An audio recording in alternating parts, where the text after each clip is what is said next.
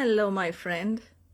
Today, I would love to talk about peace, like I always do. But here, how you can find your peace and also keep it. First thing is you have to honor the victim within. Go within yourself, because this is what came up for me today after my meditation. And after that, I sat with my Sangha from Mount Madonna for nearly 2 hours. Yes. And we talked about the Yoga Sutra of Patanjali. It was the Kaivalya Pada, which is the book 4. There are 4 books in the Yoga Sutra of Patanjali. And today we were focusing on verse 12 to 15. And what came up for me was, there is a victim within me, and I have to go find her. It is deeper than inner child work. It's not about like, oh, where is the child within? Let me find her and let her know that I come from the future and she's safe. Because that is one way of doing it. And I have done it in the past. And I do it as often as I feel like it. But today what came up for me was so deep that I had to do this Facebook Live and share it with you. There is a victim within you. And you may be like, no, okay, I'm not a victim. Fine.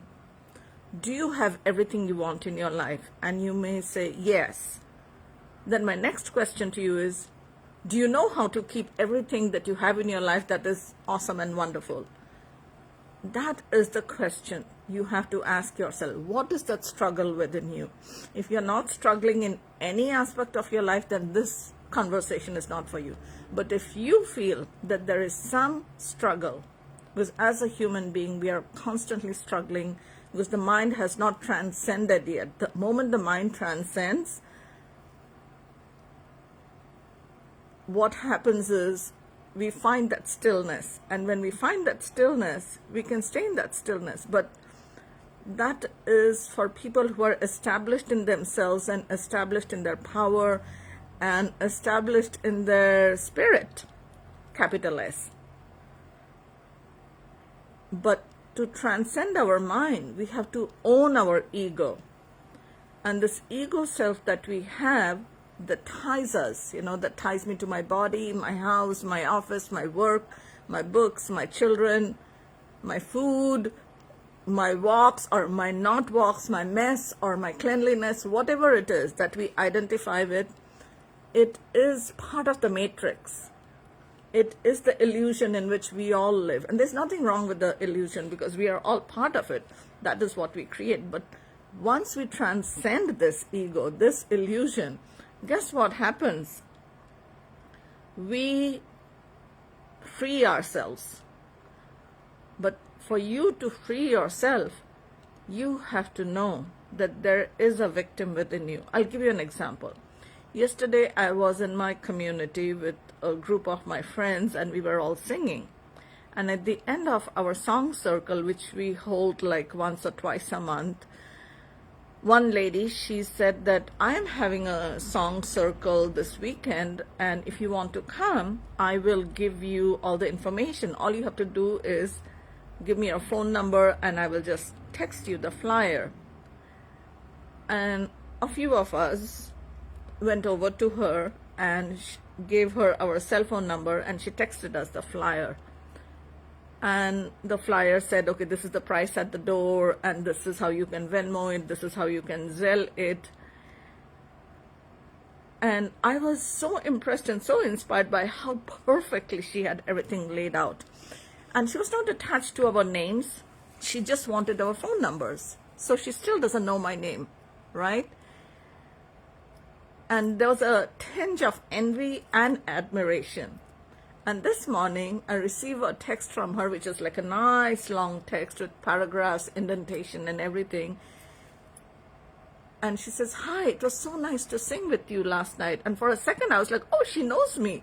No, she doesn't know me. She has this template ready. And she sent it out to everyone who she sent the flyer out yesterday. And again, there's this admiration covered with envy and envy covered with admiration. And right away what came up for me was, I wish I was like her. So I feel inspired But then that envy part, I also noticed that that's the victim in me, because I have not arrived there yet where she is, and so I'm having this in me. And I felt so good about it that I recognized it, that I am not as prepared as her. I am haphazard. I am all over the place. And that is my magic. That is my amazing awesomeness. But seeing someone who is where I wish I was made me recognize that victim in me. And I felt so good about it. I'm like, oh my God, I got her.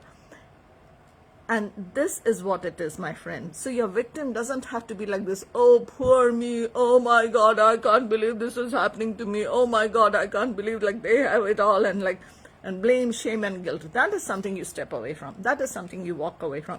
That is not what you claim. But notice this, that whenever you feel envy towards someone, that is a projection of your victim. And how can you quickly, instantaneously convert that into admiration and recognize it and work on it and work towards it? So that's all I have for you, my friend, to keep this short and hopefully sweet. And I'm having a new moon meditation on the 28th, the Friday. And all you have to do is just go register and you'll get the link, coachkea.com/meditate.